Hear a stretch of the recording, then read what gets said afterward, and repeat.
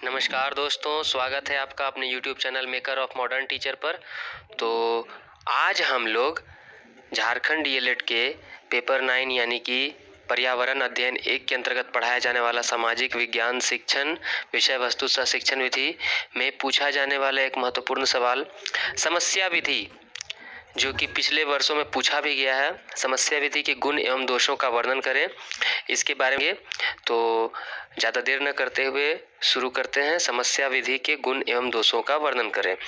सबसे पहले हम इसके परिचय को जान लेते हैं। ध्यानपूर्वक आप इसे सुनने का प्रयास कीजिएगा। परिचय में सामाजिक विज्ञान के शिक्षण की यह विधि प्रयोजनवाद की देन है। किसकी देन है? प्रयोजनवाद की। यह इस विधि के द्वारा बच्चों का मानसिक व आलोचनात्मक चिंतन का विकास किया जाता है। इस विधि में बालक की रुचियों को महत्ता प्रदान की गई है। इस विधि में शिक्षक या तो स्वयं बालकों को समस्या प्रदान कर देता है अथवा छात्र स्वयं समस्या पेश कर देता है। मतलब कि बच्चों के सामने शिक्षक किसी विषय वस्तु या किसी टॉपिक को लेकर के कोई समस्या प्रस्तुत करते हैं या बच्चे स्वयं उस विषय वस्तु से संबंधित कोई समस्या को समाधान करने के लिए कोशिश करते हैं। लेकिन इस विधि के प्रयोग में इस बात पर बल दिया जाता है कि छात्र उसे स्वयं अपनी समस्या समझकर उसके समाधान के लिए हमेशा तत्पर रहे। इस विधि का मूल उद्देश्य यही है कि बच्चों में समझ का विकास करना, सामाजिक समझ का विकास करना, तार्किक चिंतन का विकास करना। तो समस्या का चयन उसके जीवन की वास्तविक परिस्थितियों से होना चाहिए। इसके अलावा समस्या उसकी रुचि तथा उसके मानसिक स्तर के अनुकूल हो, इस बात का ध्यान रखा जाए। तो हमने जाना परिचय में कि समस्या विधि के अंतर्गत हम जो पढ़ाते हैं या किसी समस्या के समाधान का चयन जो करते हैं, वो चयन उसके मानसिक स्तर और उसके वास्तविक जीवन से संबंधित होना चाहिए। आज समस्या विधि में जो समस्या के समाधान की चरण या प्रक्रिया है या स्तर है, उसको हम समझते हैं। सबसे पहले समस्या का चयन किया जाता है। विषय वस्तु से खोज करके कोई समस्या सामने प्रस्तुत की गई। जैसे कि मान लीजिए कि हम पढ़ाने जा रहे हैं सामाजिक विज्ञान शिक्षण के अंतर्गत समानता का अधिकार, कक्षा 6 या 7 में। तो समानता का अधिकार पढ़ाने जा रहे राजनीति, सामाजिक एवं राजनीतिक जीवन के अंतर्गत। तो 7 क्लास में यदि आप बच्चों को समानता समझाना चाहेंगे तो समानता और विभेदीकरण आप कैसे समझाएंगे?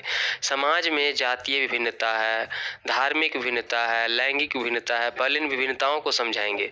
फिर समानता के लिए सरकार द्वारा कैसे कैसे उपाय किए गए हैं आप बताइए। आप वोट का उदाहरण देंगे कि चुनाव देने जाते हैं तो हम सब लाइन में एक साथ खड़े होते हैं, वहाँ किसी को भी ऊंचा नीचा नहीं समझा जाता है, ये होता है। अब विभेदीकरण भी हम उसे बताएं कि समाज में कहाँ कहाँ कैसे कैसे विभेदीकरण होता है। जैसे कि लड़के और लड़कियों को परिवार में भी कैसे विभेदीकरण किया जाता है, समाज में कैसे विभेदीकरण किया जाता है, इन सभी बातों को तो उनको हम चयन करेंगे और उसका प्रस्तुतिकरण करेंगे बच्चों के सामने। फिर तथ्यों का मूल्यांकन। अब उस समस्या को हल करने के लिए जो भी वस्तुएं आवश्यक हैं, जो भी चीज़ें आवश्यक हैं, उनको चयन किया जाता है। तो फिर उनका मूल्यांकन यानी कि उनके बारे में समझा जाता है कि वो सही है, गलत है, वो इनका इस समस्या से क्या संबंध है, एवं संभावित समाधान का निर्णय। अब इसके लिए इस समस्या के हल बनाने के लिए क्या समाधान किया जा सकता है? समस्या से संबंधित तथ्यों का संग्रह एवं उनकी व्यवस्था।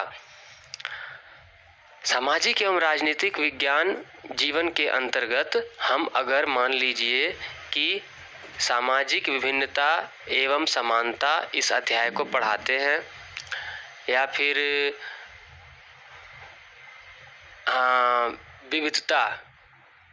विविधता, ये जो 6ठा क्लास का एक चैप्टर है राजनीतिक जीवन का सबसे पहला पार्ट, इसको हम पढ़ाते हैं। तो पढ़ाते समय हम उसे सबसे पहले बताएंगे कि हमारे समाज में कितने प्रकार के धर्म जातियां पाई जाती हैं, उनकी विचारधाराएं अलग हैं और उसी के अनुरूप लोग आपस में एक दूसरे के साथ व्यवहार भी करते रहते हैं।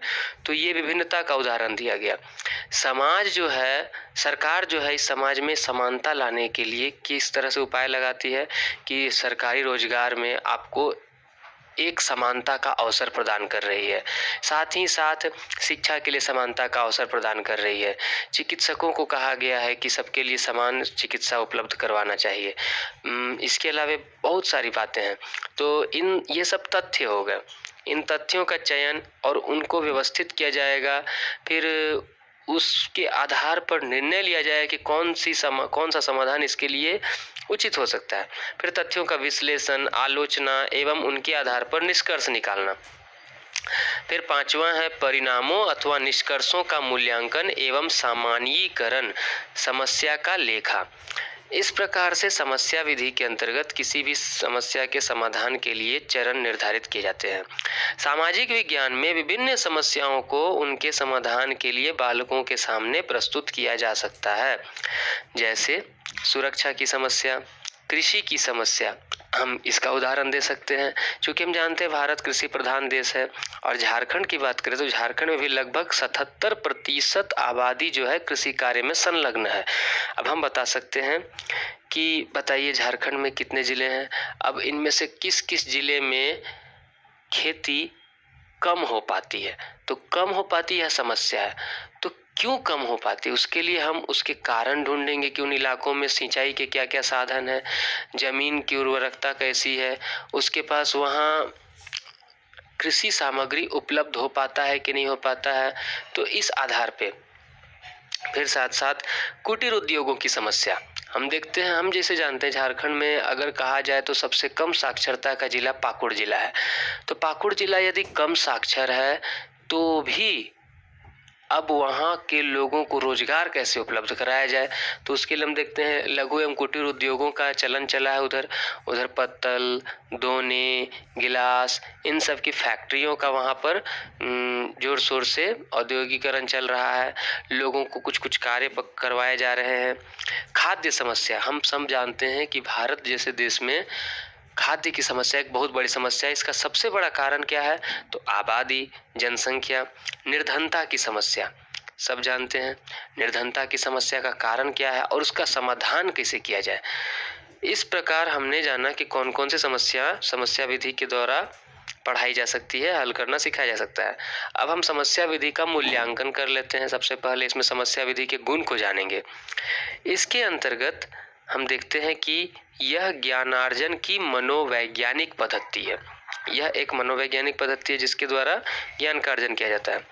दूसरा, यह समस्या समाधान की क्षमता पैदा करती है। तीसरा, यह स्वाध्याय की आदत का निर्माण करती है। चौथा, इससे बालक समस्या हल करने की विधि सीख जाते हैं। पांचवा, स्व प्रयत्न द्वारा ज्ञानार्जन संभव है। छठा, वैज्ञानिक दृष्टिकोण का विकास होता है। सातवां, मानसिक शक्ति को विकसित करने में मददगार होता है। आठवां, छात्र तथ्यों का एकत्रीकरण, व्यवस्थापन और मूल्यांकन करना सीख जाते हैं। अब इन सभी पॉइंट को एक बार समझ लीजिए। ज्ञानार्जन की मनोवैज्ञानिक पद्धति समझ में आया। यह समस्या समाधान की क्षमता पैदा करती है। यह स्वाध्याय की आदत का निर्माण करती है, मतलब बच्चों के अंदर स्वयं पढ़ने की आदत का निर्माण करती है। इससे बालक समस्या हल करने की विधि सीख जाते हैं, यानी कि वे स्वयं हल करने लगते समस्याओं को। अपने जीवन में आने वाली समस्याओं को हल करने के लिए वे चिंतन करना सीख जाते हैं। स्व प्रयत्न यानी कि स्वाध्याय ही है। वैज्ञानिक दृष्टिकोण का विकास होता है और मानसिक शक्ति को विकसित करने में मददगार होती है। छात्र तथ्यों का एकत्रीकरण, जब किसी समस्या को हल करने लगेंगे तो पहले वो फैक्ट्स को कलेक्ट करेंगे, उसके बाद व्यवस्थापन, उन्हें सजाएंगे, फिर अंत में मूल्यांकन करना सीख लेंगे। अब समस्या विधि के दोष को जान लेते हैं। पहला नंबर, छोटी कक्षाओं के बालकों हेतु यह व्यवहारिक नहीं है। सही बात है, समस्या समाधान विधि जहां तक हो सकती है उच्च कक्षाओं में उपयोगी हो सकती है, पर निम्न कक्षाओं में यह उतनी उपयोगी नहीं है। इसमें बारंबार उपयोग से इसमें यांत्रिकता तथा निरस्ता आने का भय रहता है। अब बार बार बच्चों को यदि समस्या दे दिया जाए और उनको हल करने के लिए कहा जाए तो इनसे उनके अंदर में न बोरियत का भाव आने लगता है। तीसरा, इसमें हमेशा संतोषजनक निष्कर्षों पर नहीं पहुंचा जाता, क्योंकि बच्चे उतने अधिक तार्किक क्षमता से निपुण नहीं होते, इसीलिए हर बार समस्या का समाधान सही नहीं हो पाता है। इसीलिए अनुभवी शिक्षकों की आवश्यकता अधिक हो जाती है। और चौथा, समय की दृष्टि से यह व्यय साध्य है, अधिक समय इसमें खर्च होता है। तो इस प्रकार हमने आज देखा समस्या समाधान विधि के बारे में विस्तार पूर्वक। अगली कक्षा में हम इसके आगे किसी दूसरे प्रश्न को देखेंगे। तब तक के लिए धन्यवाद।